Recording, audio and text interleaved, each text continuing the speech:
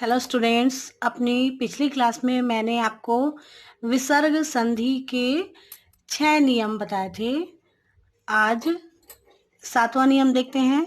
विसर्गात् पूर्वम अ आ वर्णौ त्यक्त्वा को अपि अन्यः स्वरः भवति तथा विसर्गात् अनन्तरं को अपि स्वरः अथवा मृदु व्यंजन वर्णः अर्थात वर्गाणां तृतीयः चतुर्थः पंचमः वर्णः तथा यरलवः भवति तदा विसर्गस्य स्थाने र भवति।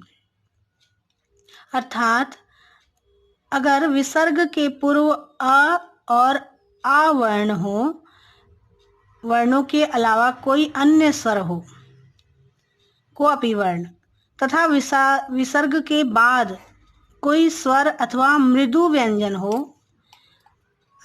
अर्थात वर्ग का तृतीय रूप, चतुर्थ रूप, पंचम वर्ण तथा यरलवः हो अगर, तो विसर्ग के स्थान पर र आ जाएगा।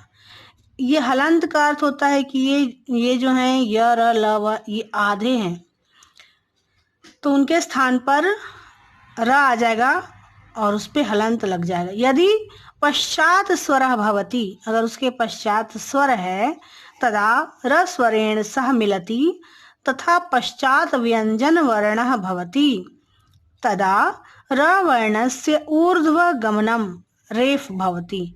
और अगर व्यंजन वर्ण है तो र जो है वह रेफ बन जाएगा।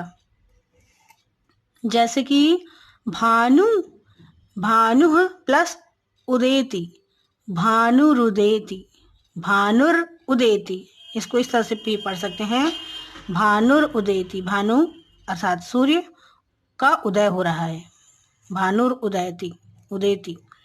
कवेह प्लस गमनम, यहाँ पर भी देखिए कवेह ये विसर्ग है, फिर गमनम में यहाँ पे हलंत लगा हुआ है, तो कवेर गमनम, या विसर्ग हट जाएगा और ये रेफ लग जाएगा, कवेर गमनम।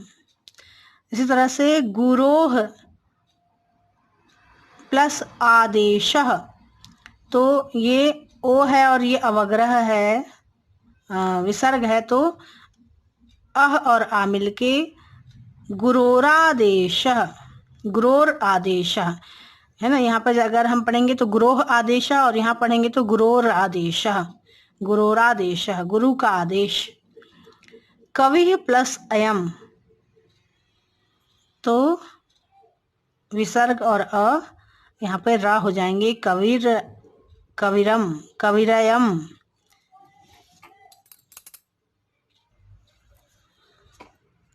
अगला नियम है, नियम 8वें नंबर का है।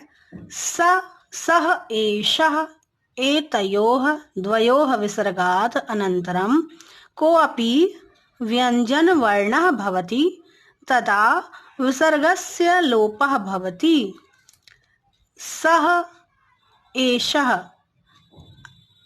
अर्थात स हो, और अगर स हो या एषः हो, इन दो, अगर ये दो विसर्ग हैं, इनके बाद कोई व्यंजन वर्ण हो तो विसर्ग का लोप हो जाएगा। जैसे कि देखिए उदाहरण स्वरूप सह पठति, तो यहाँ पर जब इसका संधि करेंगे, विसर्ग संधि, तो स पठति, विसर्ग का लोप हो जा रहा है, स पठति।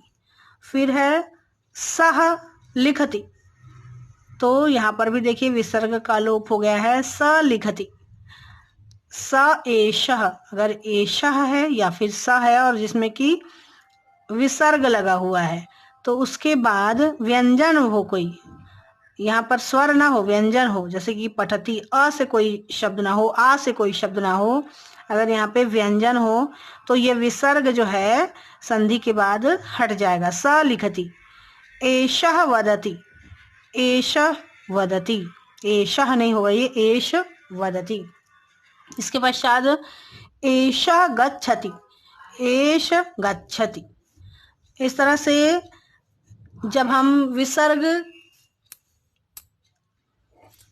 इस तरह से हमने आपको विसर्ग संधि के 8 नियमों के बारे में बताया है।